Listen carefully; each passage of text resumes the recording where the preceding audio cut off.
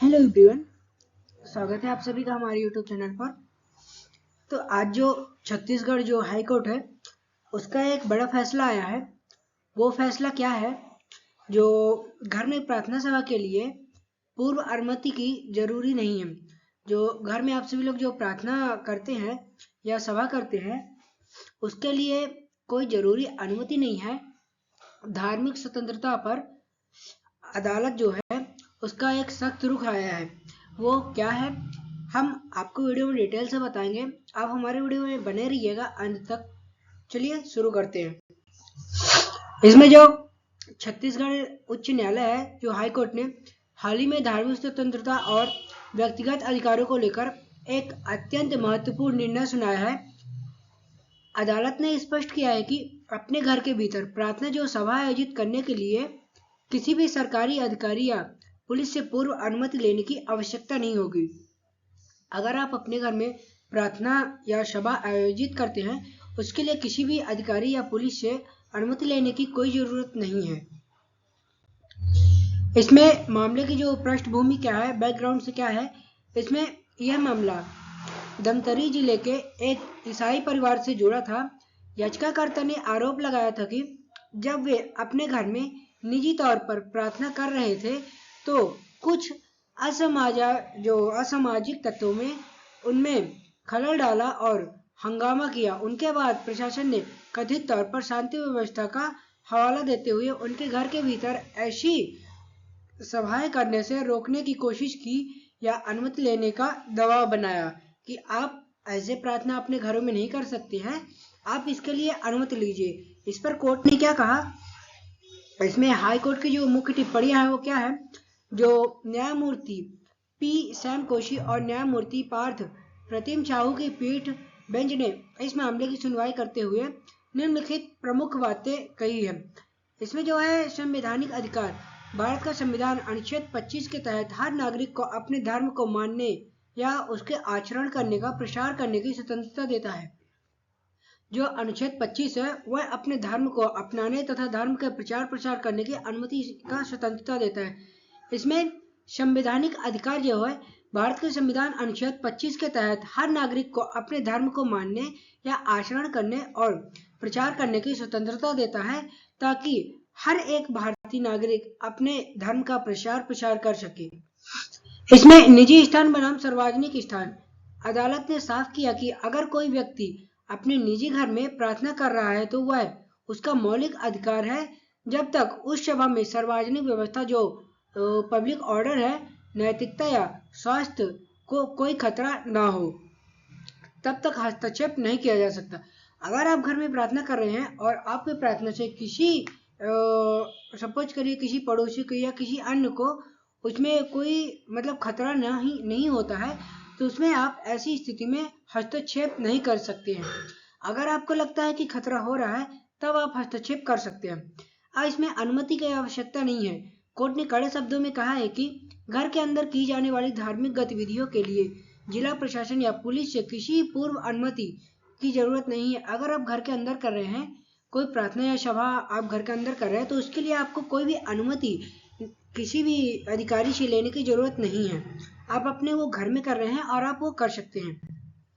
अब इसमें धार्मिक स्वतंत्रता का सख्त रुख क्या है? अदालत ने प्रशासन को फटकार लगाते हुए कहा कि कानून व्यवस्था बनाए रखने की जिम्मेदारी पुलिस की है, लेकिन इसकी आड़ में किसी के मौलिक अधिकारों का हनन नहीं किया जा सकता है। अगर ये पुलिस की जिम्मेदारी है तो इसमें जो नागरिक है उनके किसी भी मौलिक अधिकार का हनन नहीं किया जा सकता है। यदि कोई व्यक्ति अपने घर में शांतिपूर्ण प्रार्थना कर रहा है और कोई बाहरी समूह आकर उसमें बाधा डालता है तो पुलिस का काम प्रार्थना करने वालों को रोकना नहीं बल्कि बाधा डालने वालों के खिलाफ कार्रवाई करना है। इसमें कोर्ट ने कहा है कि अगर कोई व्यक्ति या कोई नागरिक अपने घर में प्रार्थना कर रहा है तो ना कि उसको रोकना बल्कि जो उसमें बाधा डाल रहा है उनकी प्रार्थना में उनको रोकना अनिवार्य है। इसमें फैसले का महत्व क्या आता है? यह फैसला उन मामलों में एक मिसाल जो प्रेसिडेंट बनेगा जहां अक्सर धार्मिक अल्पसंख्यकों या समूहों को निजी तौर पर इकट्ठा होने पर अवैध जो धर्मांतरण या शांति भंग होने के आरोप का सामना करना पड़ता है। इसमें मुख्य बिंदु क्या है? घर एक निजी स्थान है जहां धार्मिक स्वतंत्रता का पूर्ण अधिकार है। प्रशासन की भूमिका: प्रशासन केवल तभी हस्तक्षेप कर सकता है जब लाउड स्पीकर का उपयोग हो या सार्वजनिक सड़कों पर भीड़ जमा हो रही हो। प्रशासन तभी तक इसमें हस्तक्षेप करेगा जब बाहरी एरिया पर लाउड स्पीकर से आप शोर मचाएंगे या सार्वजनिक सड़कों पर आप भीड़ जमा करके एकत्रित होंगे, तभी तक प्रशासन इसमें वो कानून या मतलब न्याय कर सकता है। ठीक है।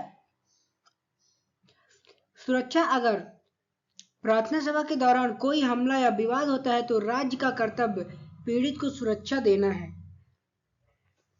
अगर प्रार्थना सभा के दौरान कोई भी खतरा उस नागरिक पर पड़ता है तो ये राज्य का दायित्व है कि वो उस व्यक्ति को सुरक्षा प्रदान करे। राज्य की जिम्मेदारियां क्या है? इसमें राज्य ने इस बात पर जोर दिया कि कानून व्यवस्था जो लॉ ऑफ ऑर्डर है बनाए रखना राज्य का प्राथमिक कर्तव्य है। कोर्ट ने यह स्पष्ट किया है कि यदि कुछ उपद्रवित तत्व किसी के घर में घुसकर प्रार्थना में खलल डालते हैं तो पुलिस को प्रार्थना करने वाले व्यक्तियों को रोकने के बजाय उन उपद्रवियों पर लगाम लगानी चाहिए।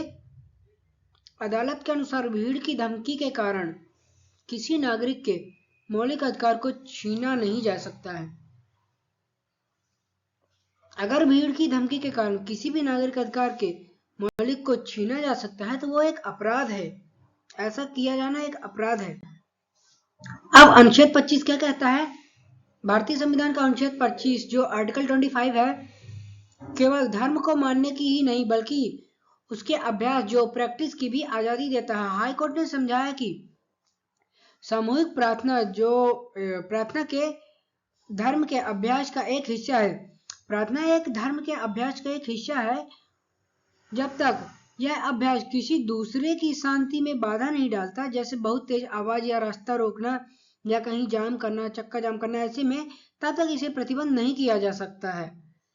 और जिस दिन ये परिस्थिति आई कि लोग बहुत तेज आवाज कर रहे हैं या चक्का जाम रास्ता जाम कर रहे हैं, तो ऐसे में सरकार सख्त कदम उठा सकती है। अब इसमें सार्वजनिक व्यवस्था का तर्क क्या है?